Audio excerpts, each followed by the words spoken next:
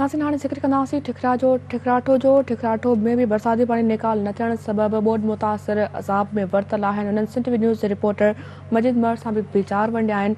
इन हवाले सां तफ़सील ॾिसूं था मजीद महर जी रिपोर्ट। एक पासे बरसातुनि जे पाणी तबाही मचाए छॾी त ॿिए पासे यूसिन नारो हमथर जुणास ऐं रूपहर गुज़रंदड़ कारे नारे कलूर करे छॾिया।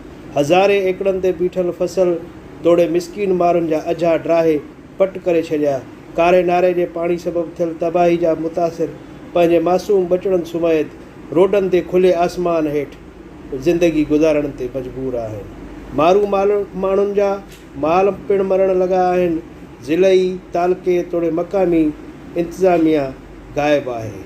मुतासिरनि एहतजाज कंदे सिंध टीवी सां कुझु वीचार हिन तरह वंडिया। सीधा जेको डायरेक्टर जी काई रिट नज़र न आहे। अवामी नुमाइंदनि जी बि काई असांजे हिन इलाइक़े ते कोई नज़र कोन्हे। DC साहिबु हिकु ॾींहुं अॻु में आयो, वाइदो करे जेके बि रुकावटूं आहिनि उहे मां हटाईंदुसि, लेकिन हिन महिल ते कोई बि जवाबु न आयो आहे। साईं सभ खां पहिरियां त असां कानूनी तौरु जेको आहे असां हलफ़ न आहे खयों, पर असां जेको आहे सो डिप्टी कमिश्नर सखर मां बज़ाते ख़ुदि एडमिनिस्ट्रेटर पन्नो आकिल अब्दुल्ला जुलण खे हिन हल्दी बारिश में जॾहिं मूं राब्तो कयो त 3 ॾींहंनि बाद साहब फ़ोन करण जी अटेंड करण जी जेको आहे सो तकलीफ़ कई। उन खां बाद जेके एडमिनिस्ट्रेटर जा अल्फाज़ हुया मूंखे इहे हुया त जॾहिं तूं हलफ़ खणे त माण्हुनि जो कमु कजां। मां UC रूपर जो ठीको नाहे खयों ऐं जेको आहे सो मूं ते सवाइ कंहिं ख़ासि माण्हू जे ॿिए कंहिंजो हुकुम नथो हली सघे। सभु माण्हू ॿुधनि था, सभिनि खे तकलीफ़ आहे। जेके बि क़ौम आहिनि जेके बि आहे, जेसीं ताईं नारे जो हुन में कोराई मूं कट न हणंदा तेसीं ताईं सभु माण्हू ॿुॾी वेंदा। मुंहिंजे घर जे अॻियां 500 फुट गारो नारो हयो आहे। इन वक़्त ताईं को माण्हू असां वटि न पहुतो आहे। घर लुड़ी विया आहिनि, माल लुड़ी वियो आहे।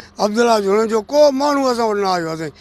मुज़ाहिरी वज़ीर आला सिंध, हुकूमत सिंध ऐं हितां जे चूंडियल नुमाइंदनि ऐं वस वारनि खां अपील कई त कारे नारे जी तबाही मुतासिर माण्हुनि जी वाहर कई वञे। कैमरा टीम साण मजीद महर, सिंध।